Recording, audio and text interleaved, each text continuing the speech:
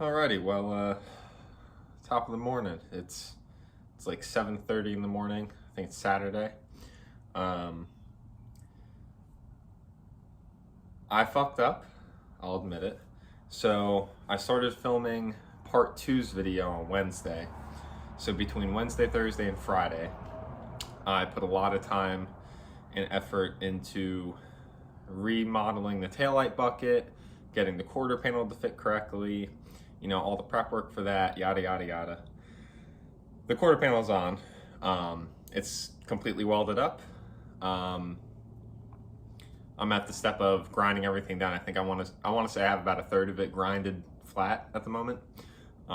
So I had a 30-minute video last night that I was going to release last night, so it would have came out last night or this morning, depending on how long it would have taken YouTube to, come out with it. So I guess if you ever plan on making something in iMovie, if it tells you you need storage to export the video to save it, do not delete the videos that are within the video you just made. So basically I corrupted my own file, if you will, lost everything. But I didn't delete all of the pictures I have. I basically just deleted all the videos, which sucks, but learning experience, I guess you could say. So with that being said, I guess part two is going to be majority of pictures. Maybe I'll try to figure out how to do a voiceover on said pictures so I can kind of explain what was going on and what I was thinking while I was doing all this shit. But with the car itself, I'm actually very stoked with the point that I've gotten to with it. I'm still pretty damn low buck into this thing, especially for the work that's getting done to it. So this thing's definitely gonna have a good transformation when I'm done with it. But like I said, quarter panel's on, it's welded on. I remodeled the taillight bucket. That came out awesome.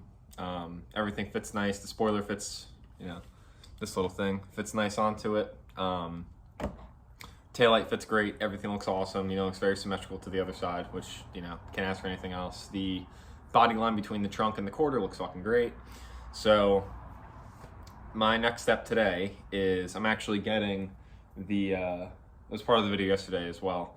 I cleaned up my garage a good bit so I could, I'm getting a 302 or an old school 5-liter for Romeo the Ranger. So my buddy's actually dropping that off today. I want to say around 10 a.m. So I want to get this video, figured out and done by then. So that's going to be taking up my morning. But after that, it is going to literally be grind time on the Trans Am. So I'm just going to be grinding the absolute fucking shit out of all the welds that I put on and going from there. Once I get it to the point of where it needs to be body worked, a skim coat of Bondo and primer and whatnot and a lot of sanding, which I'm actually very excited for. It's definitely going to be a nice change of pace. And honestly, I don't mind doing that kind of stuff. I want to dive into the roof as well. So I don't think the roof's necessarily going to be fun, but I've kind of already put myself up to the point where I'm not putting a new roof on this car. I got to save this one way or another. So I guess we'll see how much I can massage it. I'm hoping a pretty decent amount, but I still haven't dropped the headliner completely. Sorry, I need my morning coffee or I'm fucking on the verge of killing somebody. But yeah, like I said, got to a pretty damn good point with the car. So I guess whatever footage I have left, I think I literally just have a video of me revving the shit out of this when I pulled it out of the garage.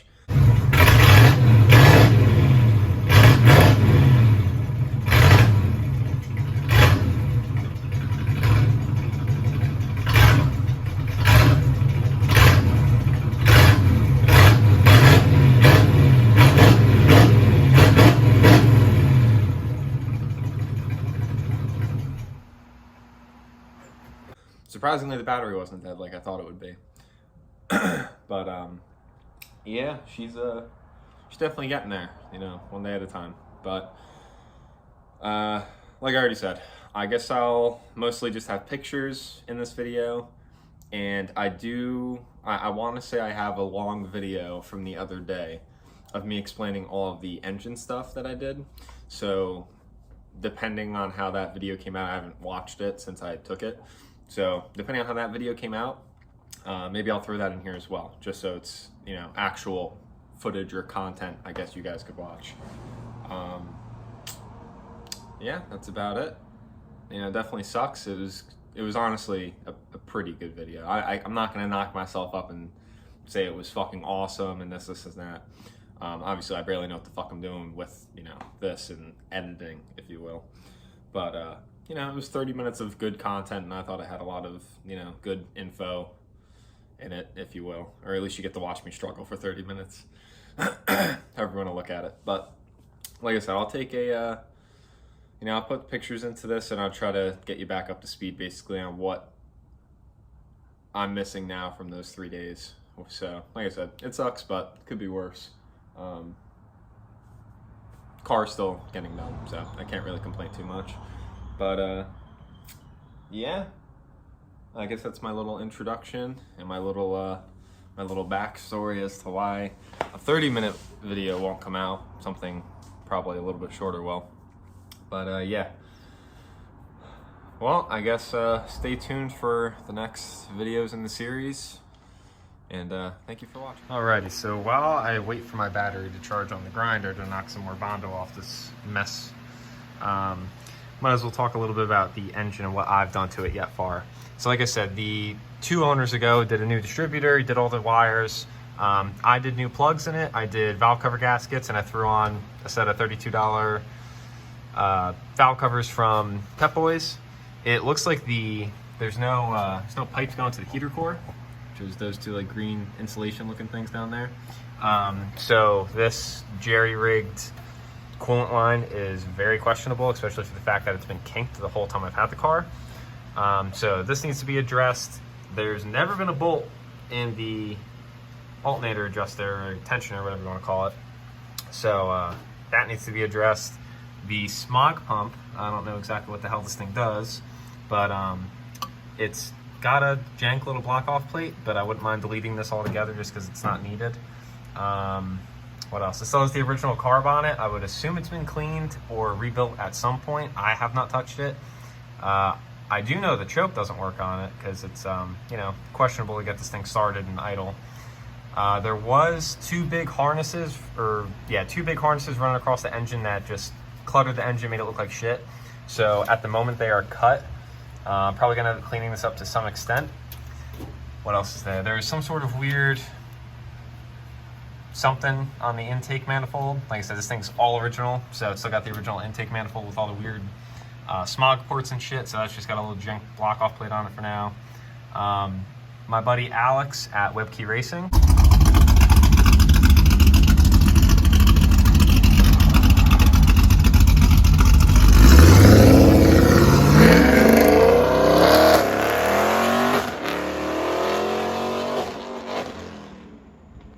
helped me do a temp gauge, and back here is also the oil pressure gauge as well, which is tapped onto the other side of the block where the original pressure sender is from.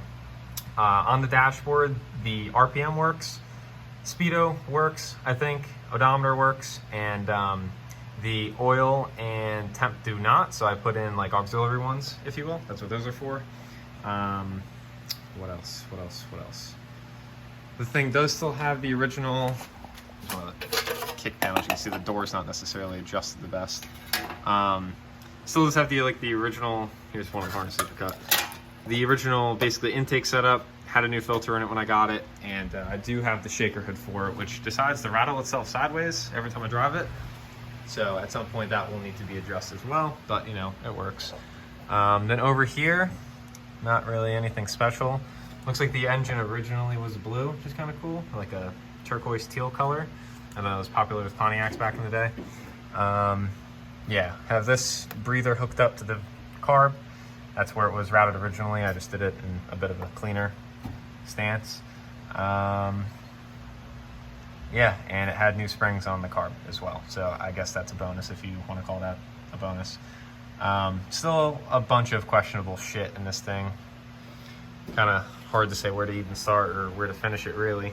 But like I said, for being an 81, all the shit that this car has been through, could definitely be worse, could be better. But I know she's a good candidate to, you know, keep working on. I'll show you the interior on this thing. Needs new fasteners for the doors. My buddy at Webkey Racing gave me new moldings that he had from his 80 Camaro back in high school. So hopefully that'll help align these windows a bit better. I think I already said I need to get new fasteners for the door panels. They're kind of just there. I do have new kick plates for it as well, which is pretty cool. They're in really good shape. I also have a new panel for back here. Let's see. Headliner's in awesome shape. I want to say the back has been painted at some point because it's peeling and it's really flaky and really shitty compared to everything else. So, but the seats are in really good shape. Even the front seats are in awesome shape too. The driver just has a couple pops on the stitches, and you know, disregard that. You know, same with the passenger side. And yeah, like I said, she is all original in here. Yeah, it's kind of funny, even the clock works on this thing. So, like I said, these two gauges don't work up here, so I just have these tossed into here. The radio is already cut out. The previous owner gave me a piece of like a half dash that does have like those mounts for this area in question. So maybe one day I'll end up doing that. This little button up here is wired for the horn. And then the voltage and gas gauge, as far as I know, they work. Like I said, sitting at 65,000 miles on this thing, so pretty cool little car. It's my first classic, so you know, beggars can't be choosers, if you will. But you know, I think with a little bit of love here and there, I think she'll get there. And then the roof is just horrendous as it sits. This thing was caked up with Bondo. I don't know if you can really tell on camera just how fucked this thing is. But I already pulled off at least a pound of Bondo, I would say, at minimum, from this thing. And then the passenger side, or driver's side of the car, is actually in fairly good shape. No damages over here or anything, which is good news. I got these center lines. Funny enough, I had these on my Fox body Perry. These are 15x7s up front, and then it's easily 15x10 or 15x11 in the rear. The 295. Thing's ridiculous. Looks like a little 80 street machine. And funny enough, it's got an 01 inspection sticker. So I want to say this car was in and out of New Jersey between Jersey and PA over the time of its life. We got a nice little spot up on the front of the roof as well. Another thing too I would like to address is the T-top seals and door seals and shit like that.